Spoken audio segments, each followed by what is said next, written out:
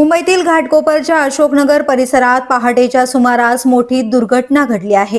रात्रभर झालेल्या मुसळधार पावसामुळे पहाटे सुमारे 3 वाजेच्या सुमारास गौसिया चाळीवर डोंगराचा काही भाग कोसळला। दरड कोसळल्याने 2 ते 3 घरं माती आणि दगडांच्या ढिगाऱ्याखाली गेली आहेत।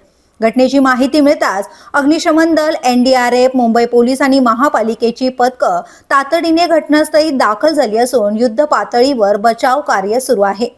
या दुर्घटनेत आतापर्यंत काही जणांचा मृत्यू झाल्याची माहिती समोर आली आहे।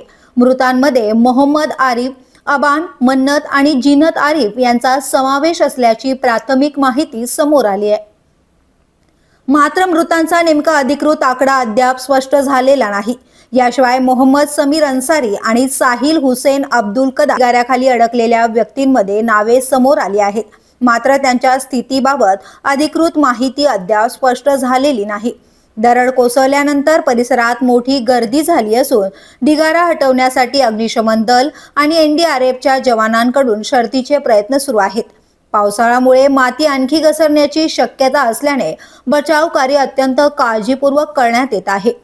प्रशासनाकडून परिस्थितीवर लक्ष ठेवण्यात येत असून या दुर्घटनेतील मृत आणि जखमींचा अंतिम अधिकृत आकडा बचाव कार्य पूर्ण झाल्यानंतरच स्पष्ट होईल। ब्युरो न्यूज, शहर मुंबई।